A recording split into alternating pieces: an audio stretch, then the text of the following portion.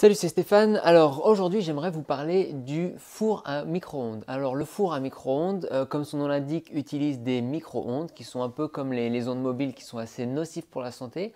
Heureusement, hein, dans la conception du four à micro-ondes, c'est quand même une cage à Faraday, donc une cage métallique qui empêche les ondes de se propager dans votre pièce et donc de vous atteindre. Seulement le problème c'est que malheureusement beaucoup de fours à micro-ondes fuient, c'est-à-dire qu'ils laissent passer ces ondes et donc du coup ça devient dangereux pour vous. Alors heureusement il existe une méthode pour voir si votre four à micro-ondes fuit ou ne fuit pas sans avoir le dispositif qui permet de mesurer les ondes. Et cette méthode est toute simple. Il suffit de mettre un téléphone dans le four et de voir si vous pouvez l'appeler. Donc si vous pouvez l'appeler, c'est qu'il laisse passer les ondes, donc il fuit. Si vous ne pouvez pas l'appeler, c'est qu'il est bien protégé, là pas de problème. Alors voici un exemple de micro-ondes qui fuit. Alors pour tester si un micro-ondes fuit, on met un téléphone dedans. Et donc normalement, s'il est bien isolé, on ne devrait pas être capable de l'appeler. Donc là, je numérote. Et ça sonne, donc là c'est un micro-ondes qui est plutôt dangereux. Alors mesurons maintenant bien plus concrètement les radiations émises par le micro-ondes. Voilà, difficile de tout faire en même temps. Et donc là, voilà, 3 volts par mètre, donc je m'en prends plein la tronche. Donc attention à ce micro-ondes. Alors là, on a un four qui paraît assez neuf, hein, donc on aurait quand même plutôt confiance. Il est beau, je peux même me voir dedans, c'est sympa.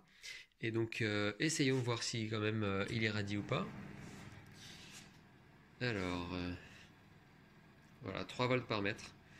Donc là, je m'en prends plein la tronche également.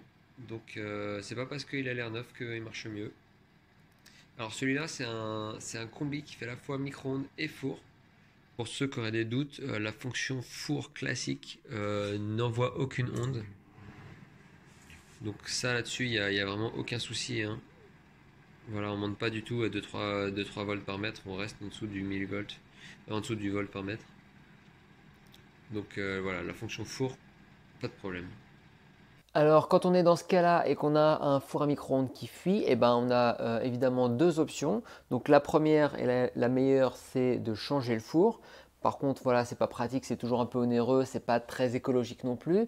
Donc si vous vous servez assez peu de votre four à micro-ondes, finalement, une autre alternative pourrait être de, une fois que vous lancez le four, vous changez de pièce ou vous restez assez loin pour ne pas vous exposer à ces radiations. Alors pour avoir testé de m'éloigner du four en mesurant un petit peu l'intensité, donc quand je suis tout près, je suis à 3 volts par mètre et quand je m'éloigne jusqu'à 5 mètres, là je tombe à 200 millivolts par mètre qui est déjà beaucoup plus raisonnable. Mais 5 mètres c'est beaucoup, c'est généralement une autre pièce à moins que vous ayez une cuisine immense. Donc voilà, il faut changer de pièce. Voilà pour cet épisode sur le four à micro-ondes. Pensez à vous protéger des ondes en faisant le test. Et puis, tant que j'y suis, un petit mot sur les plaques à induction qui émettent également beaucoup de champs magnétiques. Donc, c'est le principe de fonctionnement des plaques à induction. Et donc, si vous restez trop près quand vous faites cuire 2-3 casseroles, vous allez vous en prendre également plein la tronche. Donc, attention aux plaques à induction également. Voilà, donc je vous invite à faire le test et à me dire dans les commentaires si oui ou non votre four à micro-ondes fuit ou ne fuit pas. Allez, ciao!